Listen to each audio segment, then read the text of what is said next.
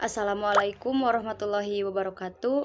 Perkenalkan, nama saya Rida Andani Putri. Saya berasal dari kelas 2A Pendidikan Jasmani NPM 1921911011. Di sini saya akan sedikit menjelaskan materi dari mata kuliah ilmu gizi yang materinya adalah perhitungan nilai kalori makanan.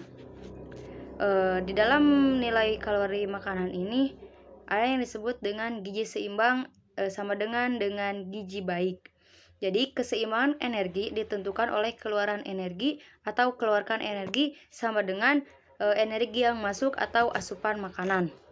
Instrumen untuk menghitung nilai kalori bahan makanan yang pertama ada 1 gram karbohidrat mengandung 4 kalori dan 1 gram protein mengandung 4 kalori dan 1 gram lemak mengandung 9 kalori. Untuk daftar komposisi bahan makanan DKM berupa tabel sebagai berikut. Ini adalah tabel DKBM atau daftar komposisi bahan makanan. Dan untuk ukuran rumah tangga atau URT, bahan makanan yang dilihat pada tabel sebagai berikut. Ini adalah salah satu tabel URT atau ukuran rumah tangga. Untuk contohnya, di sini saya sedikit mencontohkan dari makanan dari pagi, siang, dan sore, kemudian dijumlahkan menjadi hasil kalori dari satu hari seperti berikut. Di sini adalah contoh menghitung makanan sehari-hari yang saya makan. Menghitung nilai kalori bahan makanan untuk sehari-hari. Sebelum memasuki kepada perhitungan, kita harus mengetahui rumus terlebih dahulu. Untuk rumus BDKM tersebut yaitu ada BDD dibagi 100 bisa dilihat di DBKM dikali berat dibagi 100 bisa dilihat di URT dikali jumlah KH dan dikali nilai kalori atau gram.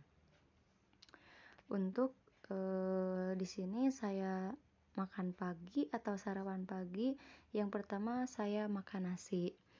Nasinya yaitu nasi giling 3/4 gelas sama dengan 100 gram. Dan di sini saya menuliskan BDD agar gampang dihafal. BDD nasi giling yaitu 100 gram. Di sini untuk karbohidrat dimasukkan ke rumus itu bisa dilihat di BDD. 100/100 dikali bisa dilihat 100 gram dari hasil berat gram atau URT. Dikali 40,6 bisa dilihat di tabel di BDKM. Dikali 4 sama dengan 162,4 dan proteinnya yaitu sama 100/100 dikali 100/100 dikali 2,1 bisa dilihat di tabel DBKM. Dikali 4 itu adalah 1 protein sama dengan 4 kalori sama dengan 8,4 dan yang terakhir ada lemak sama 100/100 dikali 0,1 dikali 9. Untuk 1 gram lemak sama dengan 9 kalori sama dengan hasilnya 0,9. Jadi hasil totalnya yaitu 171,7 kalori. Untuk makanan yang kedua yaitu lauknya ada 1 telur ayam. Dan URT-nya adalah 55 gram dan BDD-nya sama dengan 90. Untuk karbohidratnya bisa dilihat di BDD terlebih dahulu. BDD 90 dibagi 100 dari rumus dikali 55 gram dari URT dibagi 100 dikali 0,7 dan dikali 4 dilihat dari 1 gram karbohidrat sama dengan 4 kalori. Untuk protein sama masih 90/100 dikali 55/100 dikali bisa dilihat protein di tabel ada 12,8 dikali 4 sama dengan 25,3. Untuk lemak 90/100 dikali 55/100 dikali bisa dilihat di tabel 11,5 dikali 9. hasilnya itu 51,2. Hasil dari semuanya yaitu 77,9 kalori. Untuk lauk yang ketiga, saya makan bihun, ada setengah gelas di dalam takaran URT yaitu 50 gram dan BDD-nya yaitu 100. Untuk karbohidratnya di sana di BDD ada 100 gram dibagi 100 dari rumus dikali 50 gram dibagi 100 dikali, bisa lihat di tabel ada 82,1 dikali 4 hasilnya 180,6. Untuk protein 100/100 dikali 50/100 dikali, lihat di tabel 4,7 dikali 4 sama dengan hasilnya 10,34. Untuk lemak di sini 100/100 dikali 50/100 dikali, lihat di tabel ada 0,1 dikali 9 sama dengan 0,495. Hasil dari bihun yaitu 191,4 kalori. Jadi kalori di pagi hari ini adalah sebanyak 191,4 kalori. Untuk menu di siang hari, saya memakan yang pertama nasi giling sebanyak 3/4 gelas sama dengan 100 gram dan BDD-nya yaitu 100. Untuk karbohidrat tersebut BDD 100 dibagi 100 dikali 100 dari gram URT dibagi 100 dikali, bisa dilihat di tabel ada 40,6 dikali 4 sama dengan 162,4 kalori. Untuk protein 100/100 dikali 100/100 dikali 2,1 dikali 4 sama dengan 8,4. Untuk lemak 100/100 dikali 100/100 dikali 0,1, bisa dilihat di tabel dan dikali 9 hasilnya 0,9. Hasil dari nasi yaitu 171,7 kalori. Untuk lauk yang kedua yaitu 1 mangkuk sayur bayam atau sama dengan URT-nya yaitu 50 gram. Untuk BDD sayur bayam ini adalah 71. Dalam karbohidrat di sini bisa ditulis 71 dibagi 100 dari rumus dikali 50 gram dibagi 100 dikali 6,5, bisa dilihat di tabel dikali 4 hasilnya 9,23. Untuk protein 71 dibagi 100 dikali 50 dibagi 100 dikali 3,5 dikali 4 hasilnya yaitu 4,97. Untuk lemak 71 dibagi 100 dikali 50 dibagi 100 dikali 0,5 dikali 9 hasilnya yaitu 1,59. Untuk hasil kalori dari sayur bayam yaitu 15,79 kalori. Untuk lauk yang ketiga yaitu ikan asin kering. Di sini saya memakan ikan asin 1 potong kecil dan ada 15 gram. Untuk BDD-nya itu sendiri ada 70. Untuk karbohidratnya yaitu BDD-nya itu 70 dibagi 100 dari rumus dan dikali 15 gram dari, dilihat dari URT ber-100 dikali 0 karena ikan asin tidak memiliki karbohidrat jadi hasilnya 0. Untuk proteinnya yaitu 70/100 dikali 15/100 dikali 42,0 dikali 4 sama dengan hasilnya yaitu 17,64 kalori. Untuk lemaknya itu 70/100 dikali 15/100 dikali 1,5 dikali 9 hasilnya itu 1,41. Untuk hasil kalori dari ikan kering asin yaitu 19,05 kalori. Untuk di sana saya memakan 2 potong semangka sebagai cuci mulutnya. Sama dengan URT-nya yaitu 180 gram. Untuk BDD-nya itu sendiri 46. Di dalam semangka proteinnya itu 46 dibagi 100 dikali 180 dari gram dibagi 100 dikali 0,5 dikali 4, hasilnya itu 1,65. Untuk karbohidrat yaitu 46 dibagi 100 dikali 180 dibagi 100 dikali 6,9 dikali 4, hasilnya itu 22,8. Untuk lemaknya ada 46,100 dibagi 100 dikali 180 dibagi 100 dikali 0,2 dikali 9, hasilnya itu 1,49. Untuk hasil 1 kalori 2 potong semangka ada 25,94 kalori. Jadi hasil kalori dalam makan siang yaitu 232,4 kalori. Untuk yang selanjutnya yaitu menu makan sore. Di sana saya tidak memakan nasi, tapi di sana saya memakan kentang. Dan memakan kentang 2 buah kentang sama dengan 210 gram dan BDD-nya yaitu 85. Untuk karbohidratnya yaitu 85 BDD dibagi 100 dari rumus dikali 210 gram dari URT dibagi 100 dikali 19,1 karbohidrat dikali 4 sama dengan 136,3. Untuk proteinnya yaitu 85 dibagi 100 210 dibagi 100 dikali 2,0 protein dikali 4, hasilnya 14,28. Untuk lemak 85 dibagi 100 dikali 210 dikali 100 dikali 0,1 lemak dikali 9 kalori, hasilnya 1,60.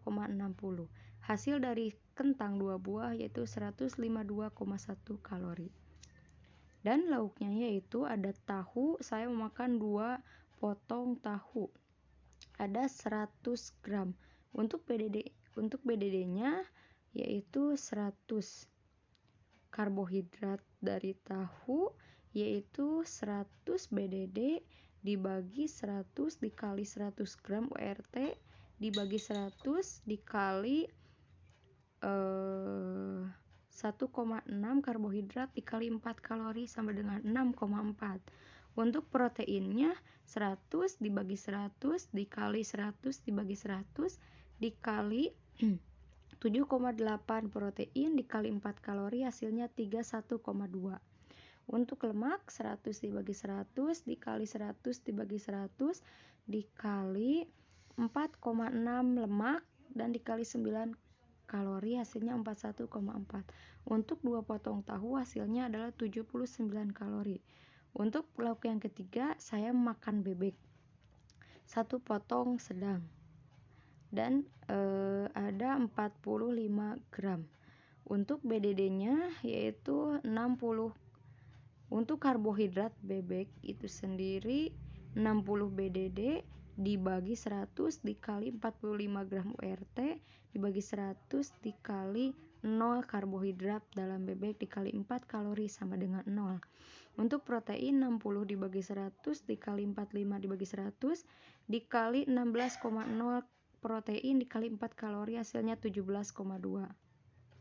Untuk lemak 60 dibagi 100 dikali 45 dibagi 100 dikali 28,6 lemak dikali 9 kalori, hasilnya 64,49. Jadi untuk 1 potong bebek sedang hasilnya itu 86,77 kalori. Dan saya selanjutnya sudah makan meminum 1 gelas susu sapi yang banyaknya 200 gram. Untuk BDD-nya yaitu 100, karbohidratnya yaitu BDD-nya 100 dibagi 100 dikali 200 gram dari ORT dibagi 100 dikali 4,3 karbohidrat dikali 4 hasilnya 34,4. Untuk protein 100 dibagi 100 dikali 200 gram dibagi 100 dikali 3,2, protein dikali 4 hasilnya 25,6. Untuk lemak yaitu 100 dibagi 100 dikali 200 dibagi 100 dikali 3,5, lemak dikali 9 hasilnya itu 62. Dan hasilnya itu 123 kalori dari susu sapi 1 gelas. Hasil sore yaitu 440,8 kalori. Jadi jumlah kalori per hari yang saya makan yaitu yang pertama ada pagi 441 kalori, yang kedua ada siang yaitu 232,4 kalori, dan yang ketiga sore yaitu 440,8 kalori. Ditotalkan jadi 1114,2 kalori per hari. Jadi asupan kalori pada saat ini atau siang ini atau hari ini adalah 1114,2. Jadi untuk asupan kalori dan keluarnya kalori dalam sehari yang dilakukan oleh saya yaitu asupannya kalori itu sendiri sebanyak 1114,2 kalori. Sedangkan untuk keluarnya kalori sebanyak 2278 kalori. Ini bisa dikatakan tidak sebanding karena banyak yang keluar.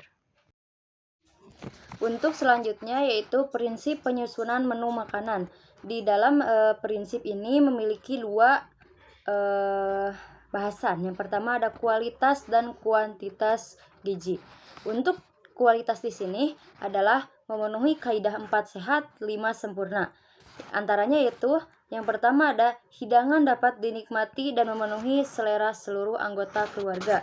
Jadi di dalam anggota keluarga itu memiliki selera yang berbeda dan juga untuk membuat makanannya itu ada sebagian gizi yang sudah terpenuhi. Kemudian ada dapat memberi rasa kenyang. Dalam membuat makanan tentunya akan membuat rasa kenyang, dan juga ada juga makanan yang tidak membuat rasa kenyang seperti itu. Yang selanjutnya ada harus terjangkau oleh keuangan keluarga. Di dalam maksud tersebut untuk membeli makanan dari beberapa mau di supermarket atau di warung-warung juga membeli makanan itu harus terjangkau oleh keluarga, misalnya keluarga keberadaannya bagaimana. Kemudian ada kuantitas. Kuantitas di sini disebutkan bahwa sesuai dengan umur, jenis kelamin, dan aktivitas anggota keluarga. Yang pertama ada tidak bertentangan dengan persyaratan sosial budaya. Dan yang kedua ada disesuaikan dengan ketersediaan pangan setempat. Kemudian yang selanjutnya ada syarat-syarat menu yang baik. Yang pertama ada harus cukup mengandung zat-zat gizi sehingga memenuhi syarat-syarat kesehatan. Untuk makan makanan yang dikonsumsi oleh keluarga atau orang-orang harus memenuhi gizi seimbang untuk tubuh sehingga memenuhi syarat-syarat kesehatan. Jadi makanannya itu harus memenuhi syarat-syarat gizinya. Kemudian yang selanjutnya ada dapat menimbulkan selera. Jadi untuk makan makanan yang akan dimakan oleh keluarga atau orang lain itu harus dapat menimbulkan selera. Misalnya contohnya ketika kita masak ataupun membuat hidangan makanan itu harus menggugah selera kepada orang.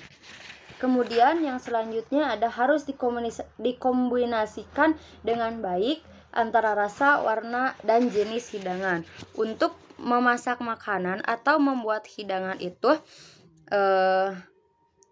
semua kombinasi antara warna dan rasa harus tercampur padu dengan rasa dan juga warna atau jenis hidangan yang akan dimasak. Selanjutnya ada yang terakhir, ada pergantian menu setiap hari.